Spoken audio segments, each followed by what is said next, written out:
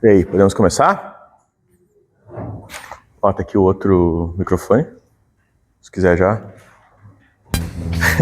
Você acabou de ir no banheiro, né?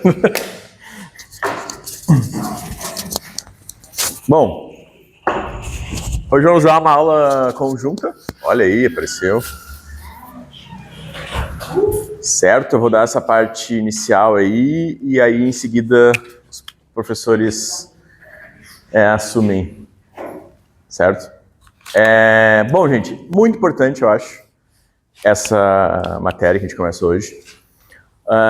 Acredito que, sem dúvida não, né, mas pelo menos na minha opinião, é a parte da matemática que a gente mais precisa saber se quiser fazer uma leitura crítica do mundo, porque isso é jogado na nossa cara o tempo inteiro, né? Estatística, estatística, estatística, né? Inclusive tem um livro famoso que é Como Mentir com Estatística, né? Se a gente tivesse mais tempo, talvez uma aula de sábado eu consiga trazer isso, exemplos assim de como mentir com estatística, né? Como às vezes parece dar um argumento de autoridade assim e na verdade não tem nada a ver, né? Principalmente com gráficos se faz muito isso, tá? Bom, a estatística, gente, infelizmente, tá? A melhor parte dela não cobra no Enem, que é essa parte que eu vou falar aqui, tá? Eu vou falar mesmo assim, porque eu acho que é muito importante saber isso. Pode ser que caia uma coisa mais teórica e que eventualmente a gente precise saber alguns desses conceitos, mas de cálculo e tal, nada disso cai, tá? O que cai de cálculo mesmo é o que eles vão falar depois, tá? Que é o que a gente chama de estatística descritiva, tá? Que é simplesmente pegar uma população e descrever certas coisas dela, né? Através de média, mediana e moda, né? Que são o que a gente chama de medidas de tendência central, e através de desvio padrão, que são as medidas de dispersão. Tá? Mas isso é pegando, então, sempre uma população e descrevendo algo dela. Por isso que é a estatística descritiva. Tá? Essa que cai, essa que é cobrada no Enem para saber fazer os cálculos. Tá? Especialmente de média, mediana e moda. Tá? Mas a melhor parte, infelizmente não cai, é a inferencial. Por quê? Essa inferencial é aquela que é usada o tempo inteiro. Né? Que a gente usa na ciência, pra caramba, né? E que a gente usa, por exemplo, agora ano que vem, né, anos de eleições, vai ser isso o tempo inteiro jogado. Já está sendo, né? Já teve pesquisas aí. Que é as famosas pesquisas, né, de intenção de voto. Porque a estatística inferencial, o que é? Né? Uma inferência, né? É tu pegar a partir de um certo pequeno grupo, estimar coisas de um grupo maior. Então, o grupo maior, né, que seria o todo, né, a gente chama de população. Tá? Quando a gente está falando... Deixa eu escrever aqui, ó, esse é o todo. Quando a gente está falando, por exemplo, das pesquisas de intenção de voto, a gente está falando de todos os eleitores do Brasil. Né? Cuidado também, porque não é a mesma coisa que dizer todo o Brasil. Né? São todos os eleitores do Brasil. Certo? Então, dentro desses eleitores, claro, todo mundo que é menor de 16 anos já não entra. Né? Quem tem entre 16 e 18, depende. Né? Se não me engano, acho que era 30% só, né, dos jovens entre 16 e 18 anos que tinha título de eleitor. E quem tem, não lembro agora, 65 talvez, também já não tem mais obrigação de votar, mas é considerado eleitor ainda. 70? Pode votar, né? Só não tem obrigação. Não, sem o vou porque... Tá. Não, mas é considerado eleitor ainda. Eu não sou obrigada. Sim. Mas isso já muda, não quer dizer todos os brasileiros, é todos os eleitores brasileiros. Mas enfim, os eleitores brasileiros aí são 150 milhões, né? Uma população de 200 milhões, certo? Então a gente, numa pesquisa lá, entrevista, geralmente vocês vão ver, né? Quando é pesquisa de intenção de voto para presidente, que é do país todo, vai entrevistar 2.000 e poucas até 4.000 pessoas. Então olha só como essa ciência da estatística inferencial é poderosa. A gente consegue estimar algo de uma população de 150 milhões de pessoas a partir de apenas 4.000. Isso esses 4.000 que a gente vai selecionar é o que a gente chama de amostra. Certo? Toda pesquisa, quando é divulgada, vai ter lá o tamanho da amostra, né? Que é quantas pessoas foram entrevistadas. Certo? Então, este é a parte, né, que pega a a partir do todo. Aí, gente, é sempre que vai dar certo? É sempre que eu pegar uma amostra eu vou conseguir fazer uma boa inferência sobre o todo? Não. Tá? Porque tem esses critérios aqui para fazer uma boa amostragem que são fundamentais, tá? Para a inferência ser correta. Primeiro de tudo, né, a gente não viu isso ainda, né, mas vocês devem ter noção do que é probabilidade, né? Então, os conceitos de probabilidade tem muito a ver aqui com o conceito de estatística, porque vocês vão ver lá, né, nas pesquisas de intenção de voto, não sei o que, o intervalo de não sei o que, de 92% acima ou 2% abaixo, né? Então, ou fala de intervalo de confiança de 95%, né? Isso tem relação com as probabilidades, porque quando a gente pega uma amostra boa, certo? Seguindo à risca todos esses critérios, a probabilidade dela me dizer exatamente o que é a população, em um certo parâmetro aqui, né? Por exemplo, intenção de voto, é muito alta. Mas nunca é 100%. Nunca é 100%, tá? Mas é muito alto. Se a gente aqui pega uma amostra ruim, nesses quesitos aqui, a probabilidade já é muito menor, tá? Mas o primeiro ponto eu acho importante se divulga cada vez mais um certo ceticismo com as pesquisas, né? Dizendo assim, eu nunca fui entrevistado, né? Como que pode ser real isso, né, gente? Óbvio, né, gente? Se vão entrevistar só 4 mil pessoas dentro de 150 milhões, a chance de tu, individualmente, ser escolhido é muito baixa. Muito baixa. Tá? Então... Mas, gente, cuidado, tá? O limite entre o ceticismo bom e saudável, que é aquele duvidar de certas verdades que a gente deve duvidar, né? E aquele ceticismo burro, que serve só para botar desconfiança em certas coisas, né, que são muito bem estabelecidas, é muito tênue. Então, a gente tem que tomar cuidado porque, sim, as pesquisas que são feitas no Brasil, né, qualquer instituto de pesquisa que faz uma pesquisa dessa tem que seguir à risca vários padrões de qualidade, né, e, no geral, são, sim, ótimas pesquisas que a gente pode, sim, e deve confiar, certo? Porque isso é uma ciência, a gente usa isso constantemente na ciência, tá? Isso é real, tá? Pode parecer 4 mil pessoas, como que 4 mil pessoas vão, né, querer descrever 150 milhões? Sim, é verdade. Dá certo. Mas, de novo, não é 100% certo. Tá? Então é óbvio que vão ter pesquisas que vão errar. Né? Mas aí é interessante, eu vi, eu acho que no 2022, né, que foi a última eleição de presidente, eu vi lá uma pesquisa que me mostrou assim, quanto as pesquisas acertaram. Né? E, gente, foi coisa assim de 96, 97% das pesquisas acertaram com a precisão que elas indicavam que era para acertar as intenções de voto. Tá? Óbvio que tem umas que não acertam. Isso está dentro do que é esperado. Tá? Mas vamos falar disso aqui. Então, por que as pesquisas às vezes não acertam? Né? Porque seguir à risca esses 4 fatores aqui para uma boa amostragem é quase que impossível, gente. Quase que impossível. Tá? O primeiro é fácil. O primeiro é o tamanho da amostra. Né? Isso é um cálculo que se faz preciso.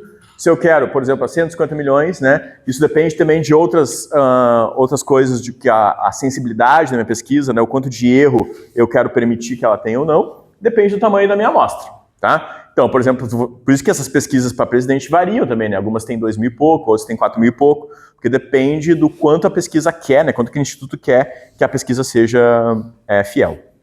Mas o tamanho é barbado, né? Tu vai lá, 4 mil pessoas, tu sabe que tem que entrevistar 4 mil pessoas, é isso aí. Esse é fácil de seguir, né? Que é uma coisa que está totalmente sob o nosso controle.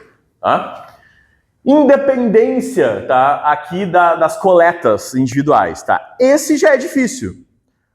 É possível, mas já é difícil. O que seria independência? Seria, por exemplo, aqui, eu entrevisto a Dayana, né? Entrevisto ela. Para eu garantir que seja independente, por exemplo, se eu entrevistar agora a Dona Meri aqui, a Dayana não pode ter falado para ela assim, me ligaram aqui e me entrevistaram, entendeu? Aí, sei lá, 1 minuto depois tu recebe a mesma ligação de eu te entrevistando. Isso talvez vá tender a mudar já as tuas respostas, o teu pensamento, né? por exemplo, se eu faço 2 observações na mesma família, né?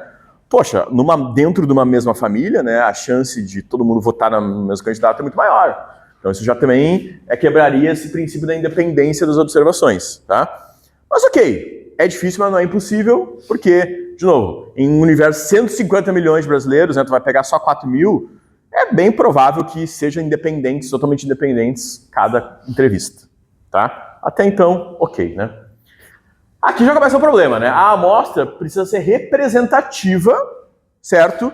Do que eu quero medir. Aí o que isso quer dizer? Por exemplo, nos nossos 150 milhões de brasileiros, eu tenho que ter uma amostra que tenha uma proporção igual de mulheres para homens do que a população brasileira, né? Porque não faz sentido. Se a população brasileira tem, se não me engano, ali um pouquinho mais de 50%, né? 51% de mulheres e 49% de homens, e eu vou lá na minha amostra e pego 70% de homens. Óbvio que não vai bater, né? E não vai ser essa amostra representativa da minha população, tá? E questão de classe, né? De renda, certo? Questão de moradia, enfim, muitas questões. Questão de raça, também muito importante. São importantes de seguir para essa representatividade da amostra bater com a da população, tá? Digo que já é difícil, embora isso também é uma coisa que está, de certa forma, no nosso controle, né? Porque a gente vai lá pegar e sabe exatamente a proporção que a gente tem que pegar de cada um. Por quê, gente? Aí entra o fator humano da coisa, né? Não é todo mundo que vai responder essas questões, essas entrevistas, né? E esse é um grande fator que faz com que as pesquisas errem muito mais hoje em dia, inclusive, do que erravam antigamente, tá? Por quê, gente? Como que são essas pesquisas? Tá? E a gente já entra também no próximo passo, que é a da aleatoriedade, tá? Cada pessoa que eu coleto da minha pesquisa precisa ter a mesma chance de ser entrevistada. Esse é o ponto que é quase impossível de seguir, tá? Por quê? Vamos dizer assim, como que eu posso fazer essa entrevista? Eu posso fazer presencial, né? Então lá na rua, com uma pranchetinha e chamo as pessoas para entrevistar, tá? Beleza, vou estar lá no centro de Porto Alegre, por exemplo. Todos os cidadãos de Porto Alegre têm a mesma probabilidade de ser entrevistados no centro de Porto Alegre? Gente, tem gente que pode viver 70 anos da sua vida nessa cidade e nunca pisar no centro de Porto Alegre, né? Especialmente quem é mais rico, né? Assim, pisar no centro de Porto Alegre, entendeu? Sujo aí, né?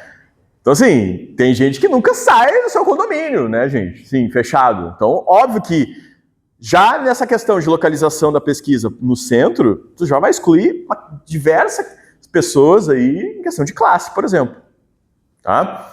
Claro, isso pode ser amenizado tu coletando em vários bairros diferentes, obviamente, né? Tu pode coletar também no Moinhos, lá, né? Pode coletar também no Três Figueiras, né?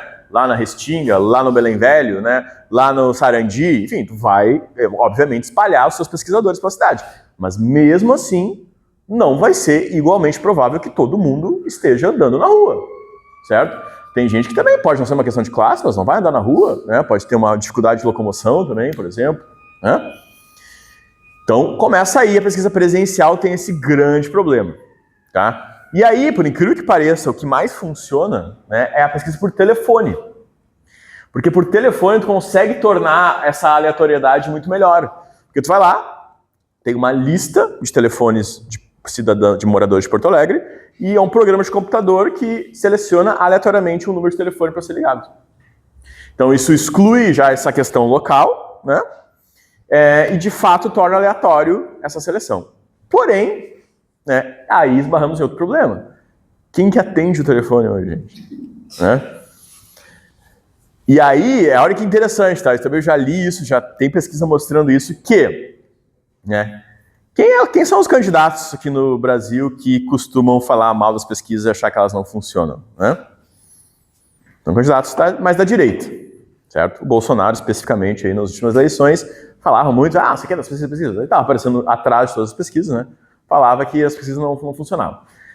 E isso vai gerando ali um sentimento dentro de quem apoia ele já, de que essas pesquisas são tudo fraudulenta mesmo, não sei o que, não sei o que. Aí tu imagina, um bolsonarista recebe uma ligação e quem está entrevistando tem que começar se identificando, né? Olha, tudo bem, aqui sou eu, aqui do Instituto... como é que é aquele do Datafolha? Data, alguma coisa. Não lembro, mas Instituto Datafolha lá, né? Aliás, é Datafolha, né? Eu tô falando, né? Mas é Datafolha no Instituto. Eu sou do Datafolha aqui, não sei o quê. Pô, bolsonarista já desliga na hora, entendeu? Tipo assim, sabe? Foda-se, ou até faz piormente, né? Diz assim, não, vou votar no Lula mesmo, né? Mente pra trollar mesmo, né?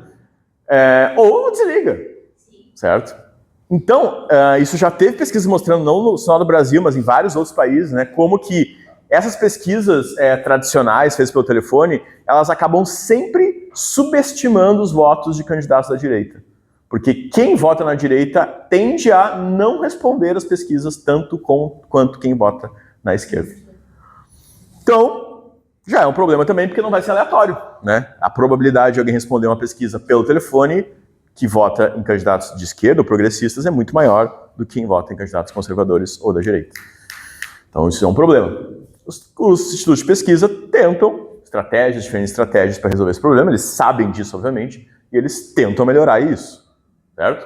Mas, enfim, né? Essa é a grande questão aqui, que dificilmente, tá muito difícil garantir isso aqui. Que está bem ligado com representatividade, né? Também. A questão da aleatoriedade. Exatamente. Tá? Mas, enfim, não quero me estender muito mais também. A parte importante mesmo é a parte descritiva, certo? Mas de estatística inferencial é isso. Fora que assim, né, a gente usa isso também em momentos que a gente nem imagina, tá? Por exemplo, quando a gente vai provar o sal de uma comida, né? Tu precisa provar a comida inteira para saber se ela tá salgada, né? Vai lá, pega uma colherinha, né? Isso é um tipo de amostragem que tu tá fazendo, né? Mas o que é importante, tu está assumindo que toda comida tem a mesma probabilidade de estar salgada, certo? E aí tu vai pegar uma colherinha, bom, tá salgado o suficiente? Beleza, tu assume então que toda comida está salgada o suficiente. Mas alguém que já deve ter passado por isso, que assim, tu vai lá, bota sal, não mexeu direito, aí tu vai lá, pega um pedacinho que estava mais salgado que o resto, né? Aí pensa, putz, né? Passei no sal, mas na verdade era só a comida não tava... Tá? Pode valer também quando a gente olha pro céu, assim, né? E supõe como que tá o tempo só olhando um pedacinho do céu. Não precisa olhar pro céu inteiro para saber se tá nublado. Vai lá olhar um pedacinho do céu, tá nublado, então supõe que o céu inteiro tá nublado, né? Mas especialmente pro céu, às vezes isso, bem frequentemente, inclusive, né? Dá errado, porque, enfim, né? Aqui pode ter só uma nuvem ali, né? E o resto tá tudo ensolarado, né? Então tu olha para aquele pedacinho ali, achando que tá todo nublado, mas na verdade, só aquele pedacinho que tá. Então a inferência a gente usa bastante aí também, né? Em outras partes, certo? Isso é uma afirmação muito forte, gente, a questão do clima. Se tu vê, mesmo que tu veja o céu no Brasil inteiro e tu diga, tá, não tem uma nuvem aqui, não vai chover hoje, talvez no Chile, por exemplo, tá tendo umas correntezas de vento, né? Então, a gente sempre tá trabalhando com uma amostragem do clima nas afirmações. Tu não tem um sensor em cada ponto do planeta que sabe qual que é a temperatura, qual que é a umidade daquele lugar. Então, é por isso que tu sempre tem um viés estatístico nas previsões de clima, por exemplo. Então, gente, a quantidade de coisas que são dependentes desses 4 critérios é absurda. É absurda. Mas, enfim, acredita nas pesquisas, mas sempre, né? Sabendo que é probabilidade, sabendo que podem. Política mesmo. Tá, mas... Nas pesquisas, por exemplo, da ciência, né? De uma doença, né? Vou fazer uma amostragem das pessoas que... Claro, se faz muito isso.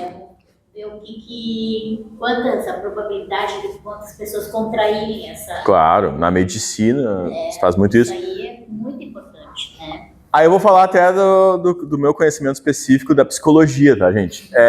A ciência da psicologia, né, ao longo dos últimos 60, 70 anos, tá, foi, obviamente, quase toda feita Estados Unidos e Europa, tá? E aí, muitas coisas, né, que se criaram como verdades, assim, né, sei lá, né, o ser humano precisa viver em grupo, né, não sei o que, teoria do apego lá, que se faz, que apego seguro, apego inseguro, né, enfim, as teorias cognitivas também, que hoje em dia, as TCC, né, que é a terapia cognitivo comportamental, beleza, né, aí começou a se ver que, bom, mas peraí, né, qual que é o público que faz um estudo lá nos Estados Unidos? Qual que é o público que ele coleta, né? São pessoas, porque, primeiro, essas pesquisas geralmente acontecem em universidades boas, né, que são caríssimas lá nos Estados Unidos. Então, são pessoas ricas, né, geralmente brancas, tá, que vivem nos Estados Unidos, né, ou seja, um cidadão totalmente diferente de nós aqui que vivemos no Brasil, né, com um nível de educação bom, né, diferente de uma pessoa pode ser analfabeta ou semi-analfabeta aqui no Brasil. E aí tu tá pegando, então, esse público muito específico lá nesses países, né, Estados Unidos e Europa, e generalizando isso como uma descoberta. Não, a humanidade é assim, né? O ser humano é assim, tá? Então isso é ainda um tema de debate muito forte na pesquisa em psicologia, porque a gente está falando de psicologia, né? Uma coisa é a medicina, que ok, a gente pode, embora também não vale, tá? Mas a gente pode fazer certas posições que são relativamente boas sobre a nossa biologia ser relativamente igual, né? Não importando a sua cultura. De novo, tem ressalvas nisso também, tá? Mas, especialmente a psicologia, gente, aí não tem como, né? É muito dependente da cultura e da história local. Então, a ciência da psicologia está em crise, entendeu? Porque, assim, se viu que todos os estudos, na verdade, valem lá para a população branca rica desses países ricos. Não vale para o resto do mundo, tá? Então, enfim, muitos debates aí também sobre isso. E coisas super interessantes, né? Eu lembro de ter lido que pessoas que moram em cidade e pessoas que moram em campo têm proporções diferentes da quantidade de vezes que vêm objetos quadrados ou objetos cilíndricos. Isso tem muito a ver com a facilidade de uma pessoa de calcular distâncias, por exemplo, de forma intuitiva. Então, gente, às vezes são fatores assim que escapam o conhecimento humano, né? Coisas que influenciam que a gente não sabe que influenciam ainda. Tipo a rotação do microfone, né? Faça aí a palavra.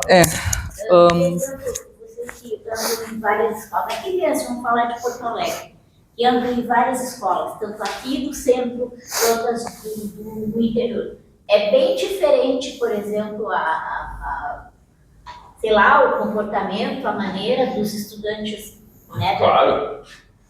Né? Eu percebo isso no aluno particular. Do nível, do ambiente, de onde vive. Claro, eu percebo muito isso nos meus alunos de colégio particular, né? Que bom, é muito diferente já, assim, a forma como eles aprendem, como eles lidam.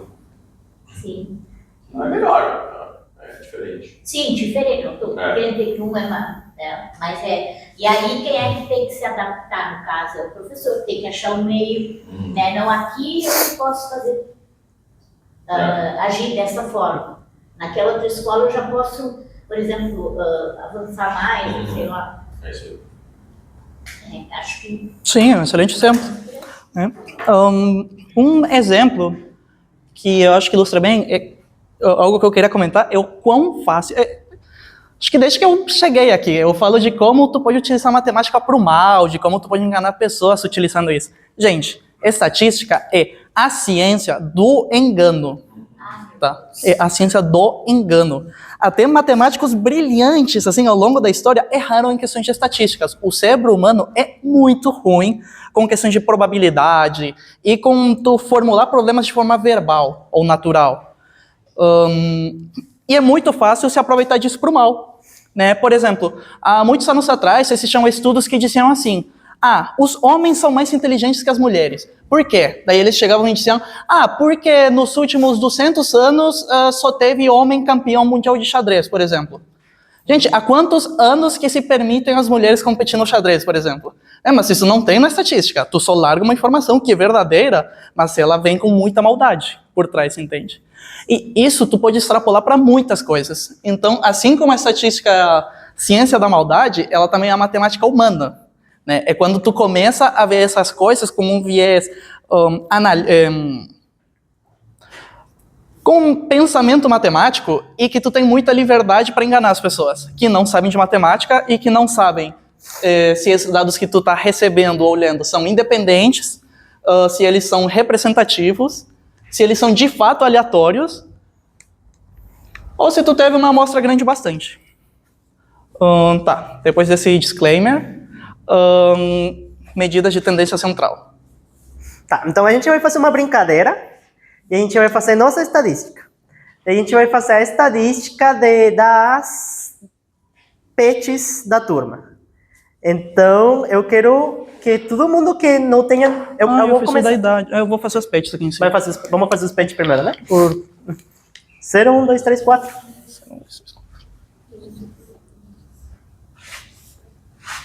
Tá, então primeiro eu quero que todo mundo que não tenha nenhum animal de estimação levante a mão. Então, 1, 2, 3, 4, 5 e 6. Então, 6 pessoas da turma não tem nenhum animal de estimação. Eu quero que levante a mão as pessoas que têm um animal de estimação. Só um. 1, 2, 3. Eu quero que levante a mão as pessoas que têm 2 animais de estimação. 2 pessoas. Eu quero que levante a mão as pessoas que têm 3 animais de estimação. 1, 2, 3.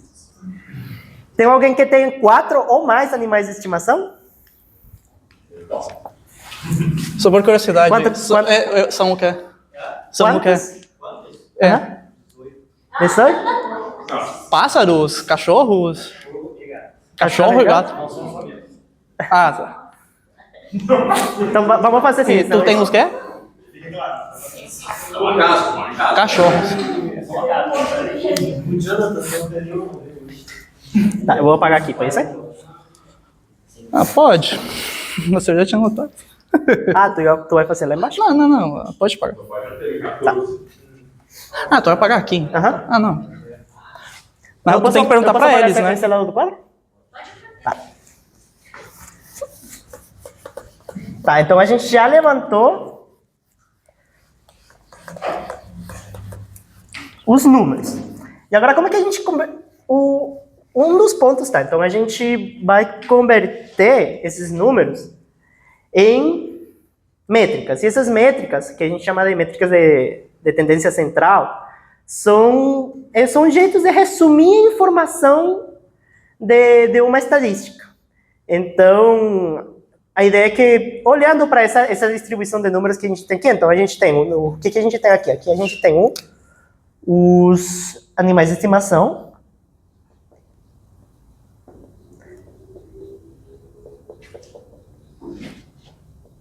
E daí aqui a gente tem a frequência de pessoas. Então, as 6 pessoas têm 0 animal de estimação, 3 pessoas têm 1 animal de estimação.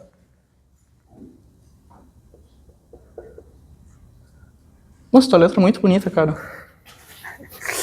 Tá, então, o que é a primeira métrica que a gente vai fazer? A gente vai fazer a métrica da média.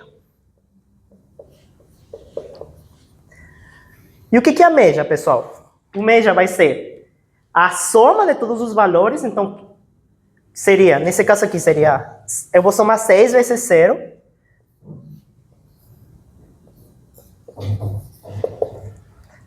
Seria 0, mais 0, mais 0, mais 0, mais 0, mais 0. Mais 3 vezes 1, mais 1, mais 1, mais 1. Mais 2 vezes 2. 3 vezes 3. Mais 3 vezes 3.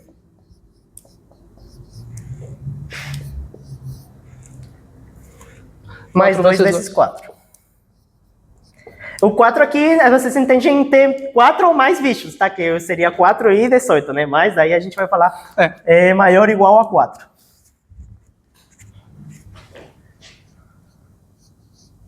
Tá, e quanto que dá isso aqui? Dá 1, 2, 3, 5, 7, 10, 13, 16, 20, 24. Então, no total da soma dessa sala, a gente tem, supondo que não é 18, é 4, né? Então, daria para dizer que a gente tem 24 bichos no total da turma. E quantas pessoas temos? A gente tem 1, 2, 3, 4, 5, 6, 7, 8, 9, 10, 11, 12, 13, 14, 15, 16, 17, que teria que dar a mesma soma dela, né? Sim. 17. Então, todo mundo 24 seria o total de bichos. Tem animais de estimação, né? Acho que bicho é desse elemento. 16, dando Estimação? 9, 11, mais 5. É, né? Eu contei errado. 4, 5, 6, 7, 8, 9, 10. Mas tem os professores. Vocês responderam? Sim. Eu considerei o Maurício eu e o Maurício nos zeros. Tá faltando 2 pessoas? Tanto faz. Então vamos considerar 16. 16. Tá bom, vamos considerar esses 6, que seria então... 16. Número de votantes, não número do Brasil inteiro. Apenas o número das pessoas que votaram. Votantes.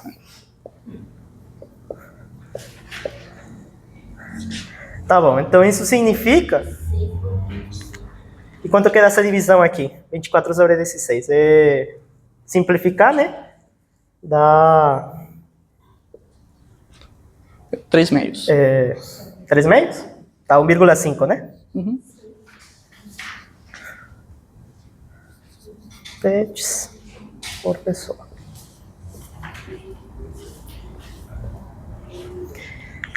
Tá, então o que é a média, tá? A média, a definição da média é isso, então é o somatório de todos os...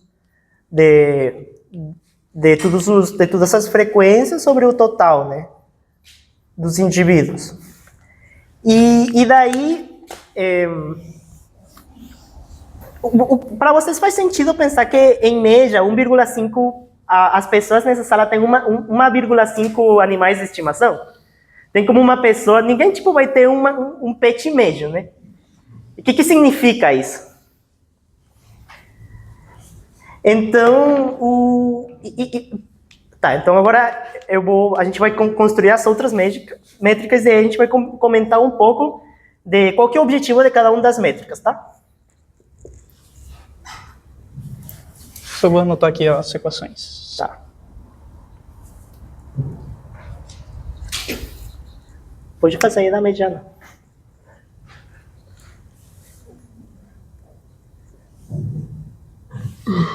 Mediana eu já pego. Uhum.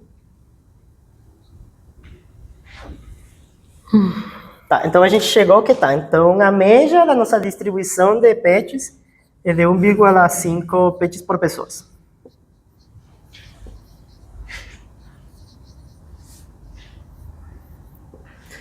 Mas isso não faz muito sentido, né? Porque não tem como uma pessoa ter um pet e meio, né?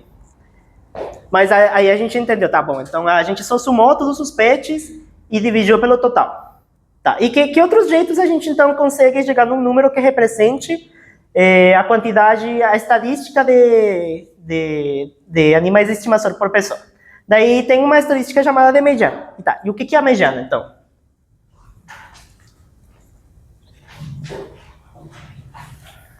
Ô Maurício, ali é K, né? Não é K menos 1. Você estava fazendo o padrão que a gente viu. Igual a K.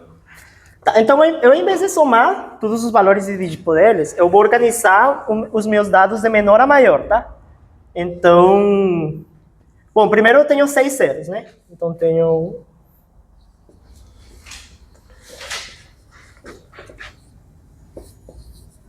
Depois eu tenho 3 uns.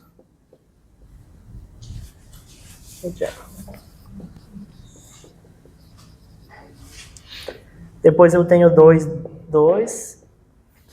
3.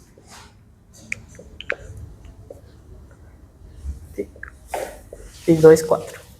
Então, tá. A mediana é uma medida feita para a gente dividir nosso conjunto de dados pela metade. O que isso significa? Ao invés de eu somar a quantidade, na verdade, eu estou se organizando. Vocês entendem que cada um desses números aqui representa uma pessoa. Então, aqui tem desses seis valores. E daí representa um valor de animal de estimação por pessoa, né? Então, a ideia da mediana é que a gente organiza eles de menor a maior, ou enfim, de maior a menor, e a gente pega o valor central. Então, qual que é o meio aqui? Então, eu tenho 1, 2, 3, 4, 5, 6, 7, 8, 9, 10, 11, 12, 13, 14, 15, 16. Então, o meio, na verdade, são esses dois valores aqui. Por enquanto, não prestem atenção nas definições matemáticas, que elas podem ser meio chatinhas de ler. A gente vai entrar em detalhes melhor daqui a pouco. Por enquanto, prestem atenção do jeito que o Jesus está fazendo a conta. Tá. Então, na verdade, a minha mediana, ela tá aqui, né? Tipo, daqui para lá eu tenho 8 números, eu tenho 8 pessoas, e daqui para lá eu tenho 8 pessoas, né? Então, o valor que divide a minha conjunto de pessoas, né, depois de que eu organizei, é 1, né? Então, a mediana da minha distribuição é 1.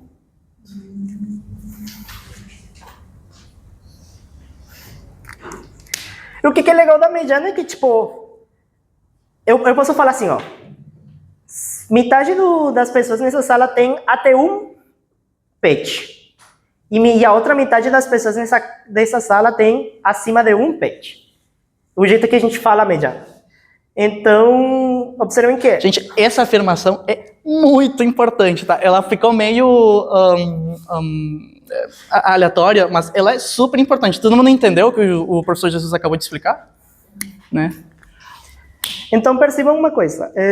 Em estatística, em geral, a gente tem a média, né? Que como que a gente interpreta a média? A média é a metade da distribuição? Não, a média é a soma de todas as coisas dividido pelo total de coisas. E a mediana é o valor que fica no meio das coisas. E o legal desse exemplo é que ele mostra como essas duas coisas são diferentes, né? Então, quando eu calculo a média, eu cheguei no valor de 1,5 animais de estimação por pessoa. E quando eu calculei a média, fazendo essa organização, eu cheguei no valor de 1 pet por pessoa. Então, vocês percebem que são valores relativamente distantes, né? De 1 para 1,5, basicamente aqui foi... aumentou metade, né?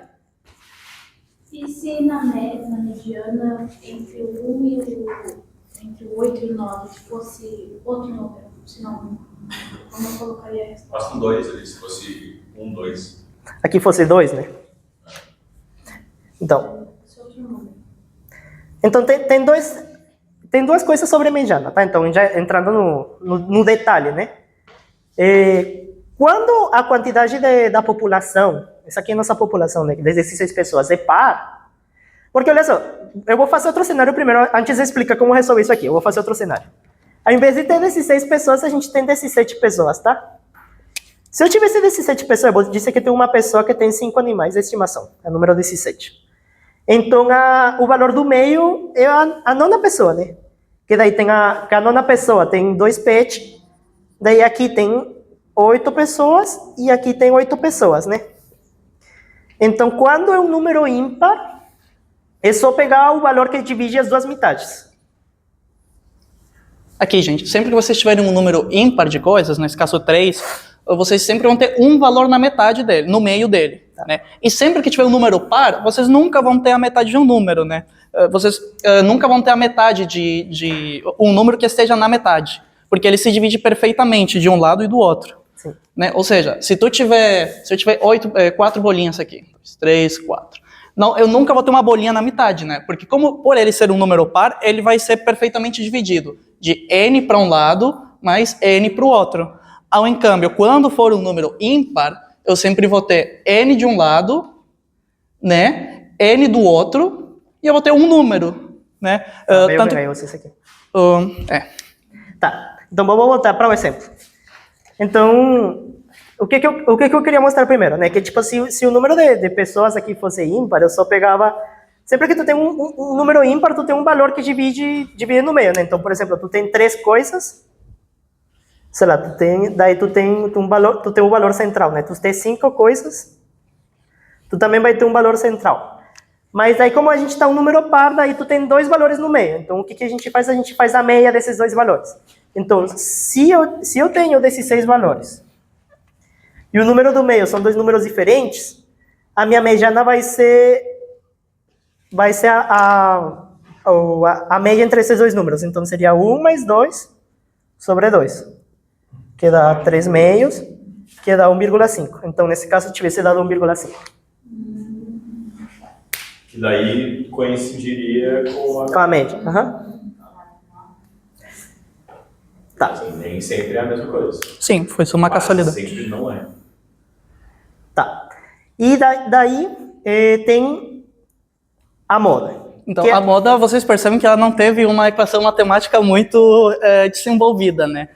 Na verdade, gente, essas questões de estatística, elas não necessariamente são matemáticas, né? Estatística é uma ciência que existe diferente da matemática, tem filosofias diferentes, mas ela acaba utilizando muitos recursos da matemática. Mas podem acontecer coisas que nem essa aqui. Tá, então a moda, então, é a métrica que é basicamente o valor mais repetido dentro da frequência, dentro da distribuição. Então, nessa distribuição aqui, qual que é o valor mais repetido? É o zero. Então, nesse caso aqui, a moda da nossa distribuição é zero.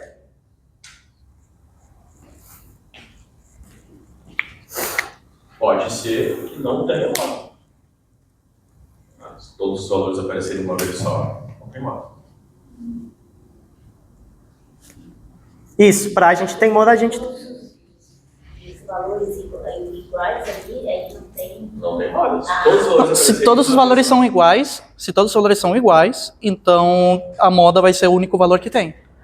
Mas se tiver a mesma quantidade de cada valor, ou seja, se tem exatamente o mesmo número de pessoas.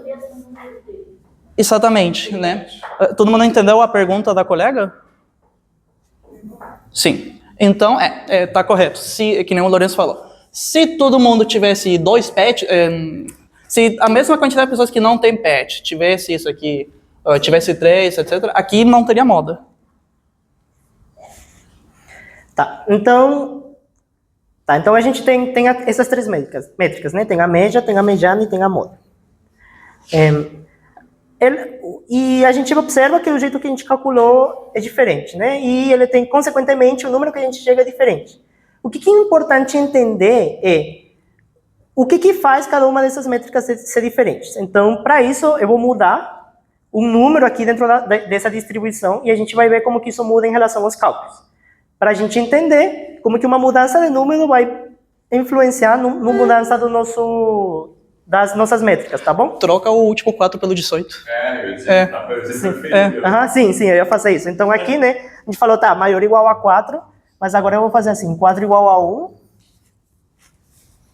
E daí aqui eu vou fazer 18 igual a 1. Daí como que vai ficar essa conta aqui? O que muda nessa conta aqui? Mais 4. Tira um 4 e bota um 18. E bota um 18, né? Então aqui fica 38. Daí fica 38 sobre 16, que é... Isso aqui é 15, é... 2, Ninguém passa por metade de 8, metade de... 2,25. 3?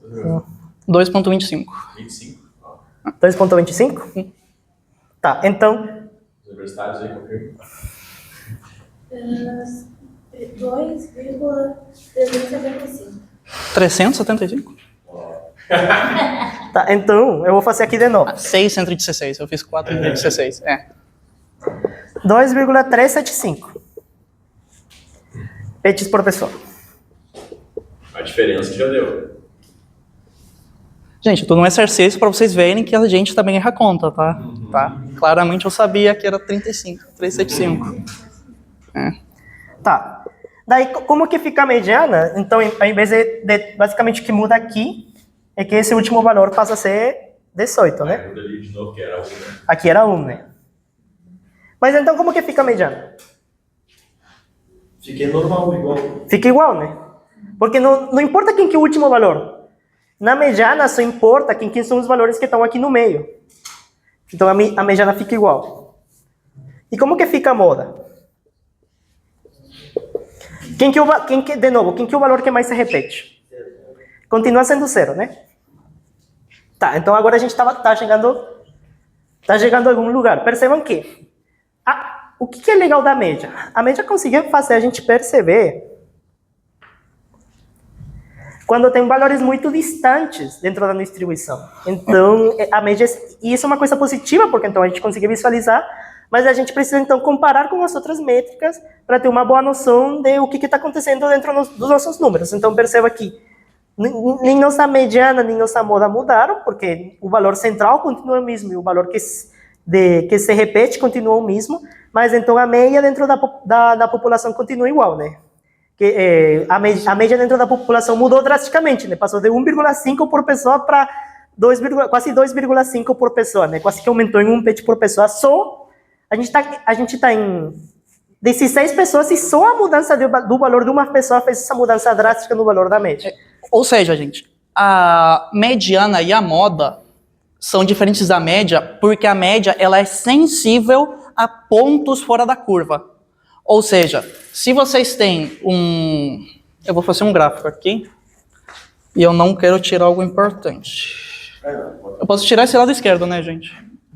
Tá. Queria meu celular. Esse que eu fiz. Ah, sim, sei. Tá.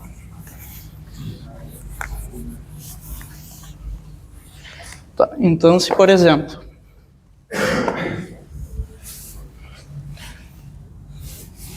eu vou fazer um gráfico aqui que ele vai ser cada informação que a gente tinha. Então ele vai ter 16 pontos.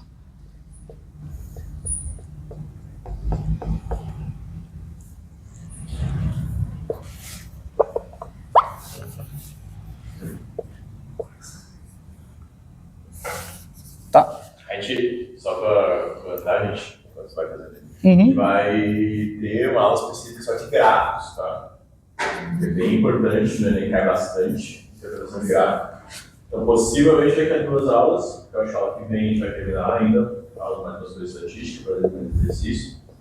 E aí, na outra, a gente tem uma aula só de gráficos, tá? Eu estou preparando, estou pegando uns tribom. E daí eu posso trazer alguns exemplos que eu falei, como indico gráficos também, né? Para também, inclusive, introduzir depois que a matéria na sequência de funções. Que é importante ver também, isso usa de gráficos. Então, só para também, caso vocês não consigam entender tão bem ainda como se lê o gráfico, a gente vai ver isso que é bem importante. Sim, se eu vou me esforçar em que ele seja visualmente intuitivo. Tá.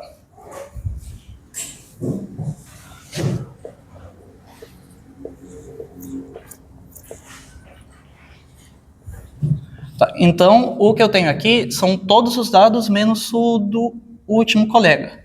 Né? Então, vocês percebem que o gráfico, ele tem uma curva natural, digamos. Eu consigo claramente ver que a mudança de um ponto do gráfico até o outro, ela não tem uma grande... ela não tem um grande salto. Tá? Esse gráfico, ele segue uma curva fácil de ler e visualizar.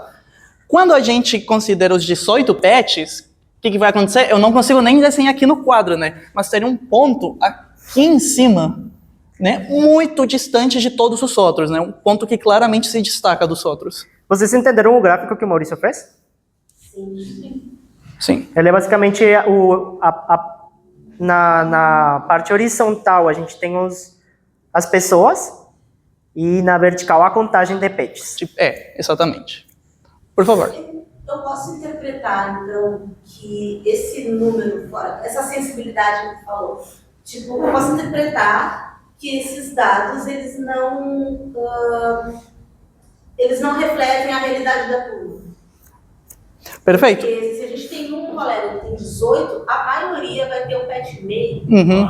né? Então, é dessa sensibilidade que a gente está falando, de Cara, perfeito. Uhum. É exatamente isso que eu estou tentando transmitir. não vai refletir a realidade. Sim, tu vê que a média foi um pouco sensível a isso, mas ainda assim, 2.3 patches, sabe? Ainda não vai fazer muita diferença, sabe? Se uma pessoa que não fosse eu, Lourenço Jesus, se alguém chegasse aqui e olhasse esse dado, sem conhecer vocês, sem saber quem que deu cada resposta, e ele vai ler, cada pessoa tem 2 patches e meio, né? Ele não vai pensar que vai ter alguém com 18, ou que vai ter quase ninguém, ou que a maior parte das pessoas não tem patch. Nenhum. É. Não é o caso. Eu não tenho nenhum, ele tem 18. Então, essas medidas de tendência central, que é o nome que tem essas 3 regras, sem mais, tá? A gente ainda vai, se der tempo, falar o que é variância. Elas servem para tu conseguir entender a distribuição, né, dos dados, sem tu ter que conhecer cada dado individualmente.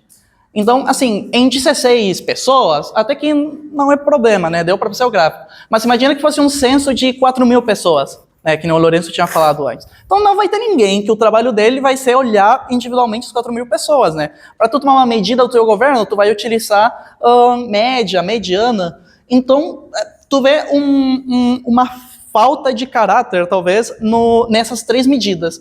Que elas são boas, mas elas não são sensíveis a pontos fora da curva. Então, para isso, a gente tem uma outra medida que pode ajudar com isso. A gente tem tempo? Temos mais 10 minutos. Deixa eu... Fala, Catarina.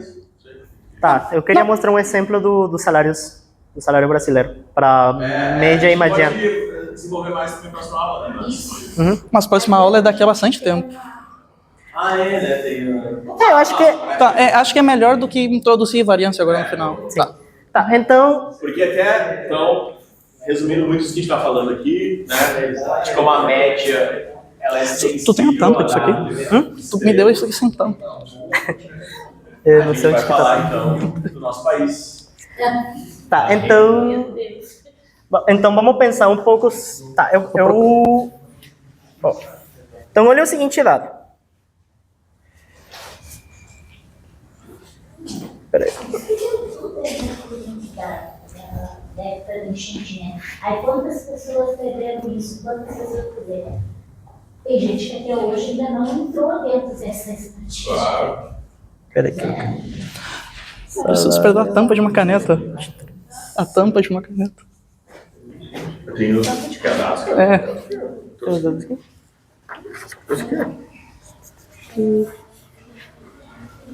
Mas é que eu peguei de 2 anos diferentes, mas eu acho que vai dar pra usar aqui. Eu queria a média e a mediana para o mesmo ano salarial. Não tem. A mediana não tem.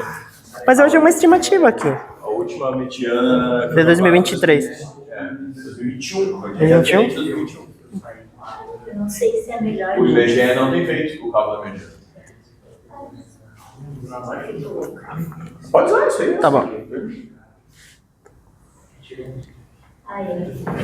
Tá. Vamos até Esse aqui é de 21?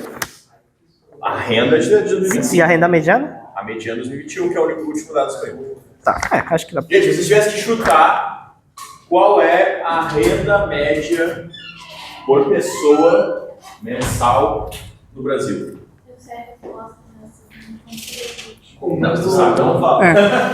Eu acho que é do Brasil todo, assim. No Brasil, a renda média. Considerando os desempregados, né? Isso. Desempregado, assim. Isso. É o salário mínimo. Eu Salário mínimo, quem não sabe, R$ 1.500, né, atualmente. deve ser uns 1.600. 518, Isso. É desse ano? Esse ano. Deve ser uns por enquanto. 1.600. Não estou falando Não, deve ser- regional. Deve ser menos que o salário mínimo, certo? Porque tem muita gente. Gente, ninguém vai chutar um número, que chatice. Choca. Tem que dizer. Vamos lá. 900. Salário mínimo. Tem que dizer um número. Eu não sei a resposta, tá? Eu vou dizer que é R$700. 700 não, peraí. 400. Se é 700 reais, peraí. Não, 600. Que? 3 mil. Gente, a renda média no Brasil é de R$3.000. Pois é. Por quê, né? Por que é R$3.000 essa renda média? Tá. E agora eu vou fazer o exercício. Qual que vocês... Quanto que Mas vocês gostaria acham de que é fazer, a né? mediana da renda? Esse dado aqui é 21. A mediana da renda. A mediana. A mediana. Mediana, ou seja, 50% dos brasileiros ganham menos que isso, 50%. Tipo assim, a gente faz uma fila com todos os brasileiros que têm um salário. A gente faz uma fila. E daí a gente organiza eles do menor salário ao maior salário. Daí na metade, a gente pergunta pro cara, quanto que tu ganha? O que ele vai falar? Quanto que vocês acham que ele vai falar? 1.400. 1.400? Vou falar R$700 de novo. 1.500?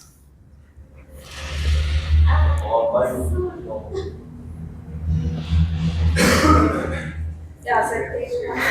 Quase 1.200. Menos o salário mínimo. Tá. Daí eu pergunto pra vocês, com a explicação que a gente teve aqui, né? Que a gente viu que a gente mudou o número lá, daí a gente aumentou muito a média e a mediana ficou igual. O que está acontecendo aqui? Por que esses valores são tão distantes? Porque tem muita gente ganhando a mais. Não, mais do que a mediana. Ganha Tipo muito assim, mais. muito absurdo. Ou Sim. tem muita gente ganhando a menos. São duas deduções muito boas, né? Como é que tu tem duas possibilidades, né? Eu vou dizer que uma delas está certa, tá? Uma delas está certa. Como que tu, olhando esses dois dados, tentaria descobrir qual das duas está certa? Né? Se é muita gente ganhando a mais ou muita gente ganhando a menos? A mediana, eu acho que é a mais, porque a mediana está abaixo da média. Não, tem muito mais, tem muito menos gente ganhando mais. Muito menos gente ganhando mais. A explicação, gente. O que aconteceu aqui com os pets, né? A gente tem pessoas mais ou menos iguais, né? 0, 1, 2, 3, 4. E daí a última pessoa tinha 18 pets. Então, só uma pessoa. Então, pensando na população, só um grupo pequeno de pessoas tem uma quantidade de animais muito maior que o resto das outras pessoas. Então, o que está acontecendo aqui nos salários? Um pequeno grupo de pessoas tem uma renda tão gigantescamente grande em relação às outras pessoas que ele puxa a média para cima mesmo sendo um pequeno grupo de pessoas, porque a distância dele em relação ao resto é muito grande. E essa distância é tão grande entre a renda dos primeiros colocados, então eu estou no meio da fila. E daí o cara que está lá no primeiro lugar, ele ganha tanto mais do que eu, que ele sozinho lá, ele conseguia fazer esse número e fica muito mais alto do que a mediana. É verdade. A pessoa está rolando a renda média. R$3.000 renda Joga pra cima, muito pra cima. Então, na foi o que fila aconteceu salarial no brasileira, assunto dos né, pets. a gente aí fazendo a fila, né? A fila de organizada Então tá por quem certo. ganha. Eu vou estar na mediana, lá, eu tô no meio da fila, né? Daí eu tô bem, tô ganhando meus R$1.200. Só que o cara lá na frente, ele ganha tanto que ele faz que em média, tipo, esses R$1.200, ao invés da média fica perto da mediana, né? Que seria o lógico se fosse uma coisa mais ou menos proporcional, ele faz com que esse valor vai mais do que o dobro, né? Vai para 3.000. Então, o que está acontecendo é isso. A gente tem só dois números. Tipo, eu nunca vi a distribuição da renda brasileira. Eu nunca vi. Eu teria que ver esse gráfico aqui, mas eu não preciso ver esse gráfico. Eu só preciso esses dois números. O legal da estatística é isso, tá? Eu só preciso desses dois números para saber que no Brasil tem os cara que ganham mais, eles ganham é uma coisa muito mais desproporcional que o resto da população. E o legal da estatística é isso, eu só preciso desses dois números para saber isso. Ou seja, outra dedução que tu pode tirar é que a desigualdade social no Brasil é muito alta. É muito alta. Absolutamente, Né? eu não quero mais esse lado. Não quero. Eu falei que a ciência da maldade, eu falei. Então, ficar aqui não. Vamos chocar, vamos terminar de chocar aqui. Tá? Dados atualizados. Acho que esse dado é Atualizados, tá? Amplamente disponíveis aí. Como a gente estava falando, o lado da mediana é difícil de achar, gente. Faz desde 2021 que não é atualizado, tá? Mas todos esses outros aqui são atuais.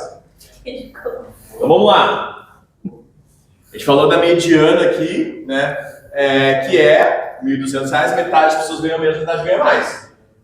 A nossa preço é tão desigual que até essa mediana aqui já está um pouco para cima. Porque 40% mais pobres, ou seja, um pouquinho menos, só que 50%, tá? Tem uma renda per capita, lembrando, tudo isso que eu vou falar é por mês e por pessoa, tá? É de R$527. Tá? R$527. Tá? Você vê que já tem uma diferença, tá? Sim. Agora vamos lá. 10% mais rico. Quanto você acha que tem que ganhar para estar nos 10% mais rico? 5.007. Inclusive, todos esses dados de renda, a gente crescendo bastante nos últimos anos. Tá? Crescendo bastante. Pós-pandemia e tal aí. 10% mais rico, 5 mil era um chute, tá? Mas cresceu esse número há uns anos atrás, acho que era por aí. Agora já está em R$7.580. Tá? Convenhamos que também não é uma pessoa muito rica que ganha isso, né? Lembrando que o DIESE, que é um instituto que calcula quanto que é o salário mínimo real que deveria ser, né? É 6 e pouco. 6 mil e pouco, tá? Que é o que todo mundo deveria ganhar para ter uma vida minimamente digna. E não tá? é só o valor que conta para dizer que o cara é rico. É Claro. o estilo de vida dele, Claro. o padrão, tem todo. Dependendo da cidade também, né? Pô, R$7.500 no interior do Rio Grande do Sul, pô, tu vive bem, né? R$7.500 em São Paulo, gente, tu vive na miséria, tá? Eu tenho amigos que moravam lá e pagavam isso aqui de aluguel por mês. Sim. Lugar de aluguel. Poder Bom. de compra. Poder de compra é um conceito muito diferente. Mas vamos lá, né? 1% mais rico agora. Qual que é o chute? 20 milhões. Olha, 20 mil foi um bom chute, Você quase. não tem Olha acesso. só, 20. Olha aí, ó. Tá? Quase 20 mil, 19.900, tá? Agora nós entramos, e isso aqui, de novo, também é uma pessoa que ganha muito bem de vida, já eu acho, mas também não é uma pessoa, assim, gente, muito rica, né? Não pode pagar uma faculdade de medicina numa privada, por exemplo. 1% mais rico. Custa 8 mil, né? Então, tem 2 filhos que quer botar eles na medicina pro programa lá, né? Mas, enfim, já mora bem, né? Consegue, eu acho que, viajar, né? Tem, se não todo ano, mas cada 2 anos, né? Mas, assim, não tem uma vida, nossa, luxuosa, né? Não vai pegar jatinho particular para viajar de um lugar para outro, né? Não vai comer num restaurante mais caro da cidade toda semana, esse tipo de coisa, tá?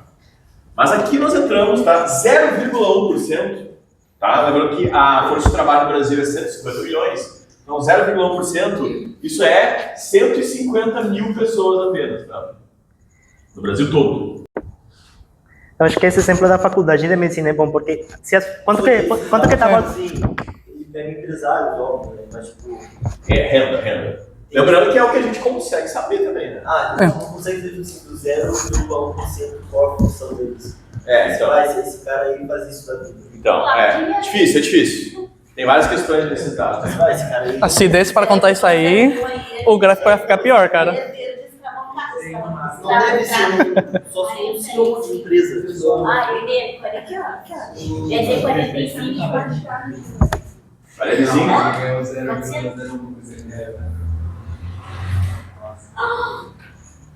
As 150 mil pessoas mais ricas do Brasil, gente, já ganham 440 mil reais por Com mês. certeza, deve ter os políticos aí. Isso sim, tá? Assim, depende, tá? Porque assim, não é um político também não tá aqui se ele só ganha por meios lícitos, né? Eu achei também. 400 mil reais por mês, aí sim, né? É um dinheiro que tu realmente pode... Aí tu pode pagar a faculdade de medicina de todos os teus filhos. Isso é uma loucura, né, gente? Isso é uma loucura. Só 99% das pessoas não consegue pagar uma faculdade de medicina confortavelmente, né? Quanto que tá a medicina na PUC? Deve estar uns 11 mil reais a mensalidade, Mas 10 mil. se a faculdade... O que é interessante pensar? Se a faculdade está aí, é porque tem pessoas pagando. Ah, sim, com certeza. Então... E, gente, o 0,01% pega 15 mil pessoas apenas no Brasil todo, tá? Por mês.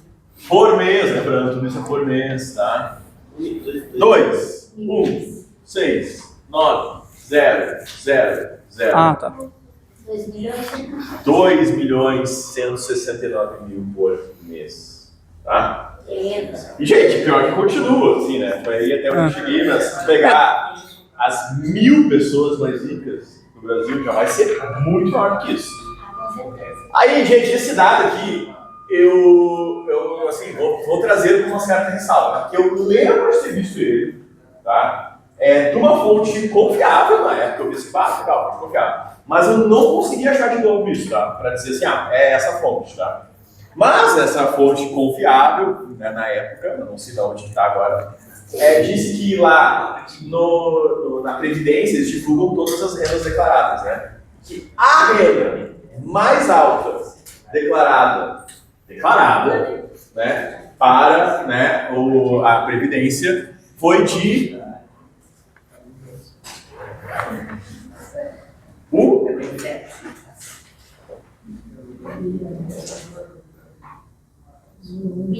Até se confundiu nos zeros. bilhão por mês, tá?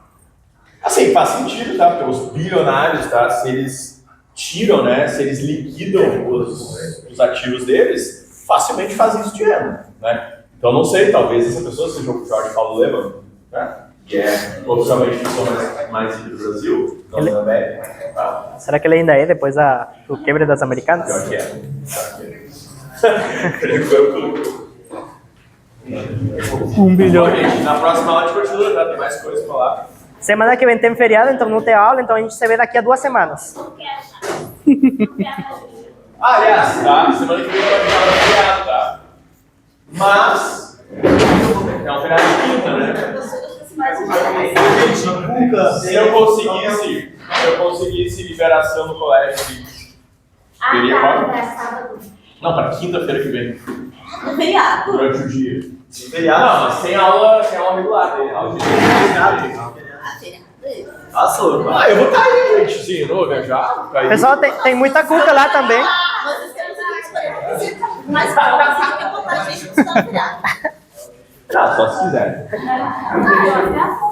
Gente, tem cuca lá, bem leve. Tem bastante cuca aí. Eu tô no regime, por favor. Não faz eu levar.